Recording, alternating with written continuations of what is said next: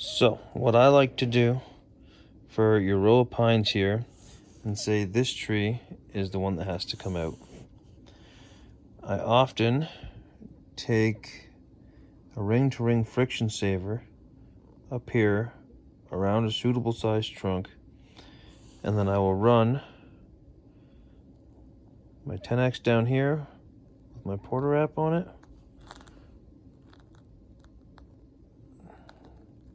That's not working. There we go.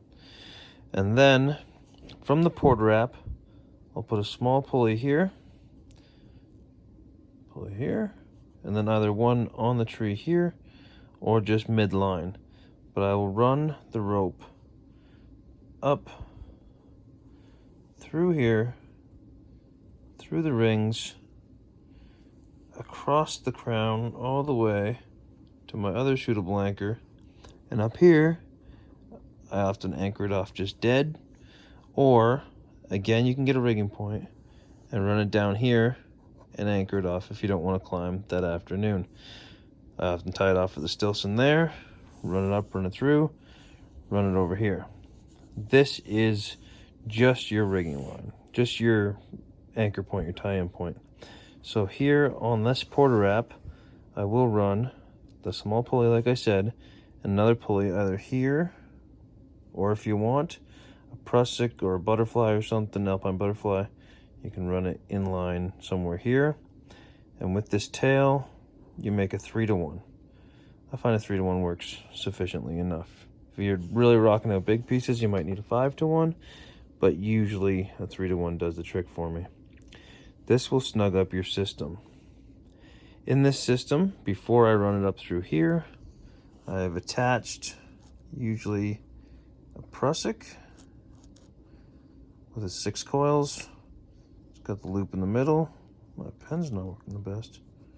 Loop in the middle, and then here is where I will have my block. My second porter wrap will go tight around the tree here, porter wrap there, and then my rigging line goes up through this block and up to this tree.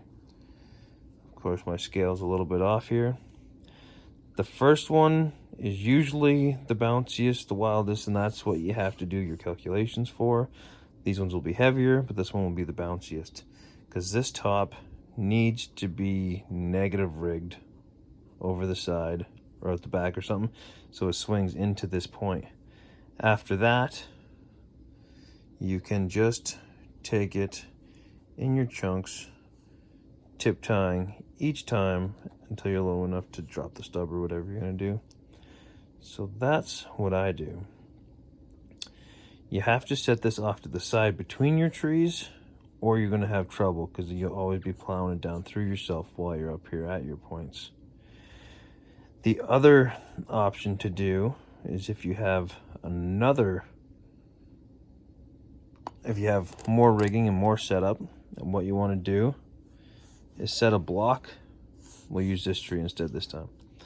But if you have a block that you can set up here and run a line up, an extra line, actually, if it's still through this system, to heck with it, you run another rope through just as a pull rope, porter wrap here, again, rope comes up through the block and out, and on here, I would use my rigging plate, whichever shape size you guys have, whatever, like so,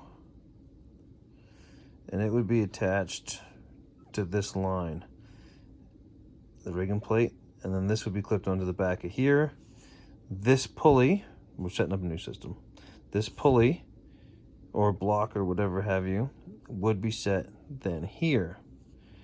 And then when you took this piece, your rigging line would then be tied, instead of this rigging line would now be over here through this block.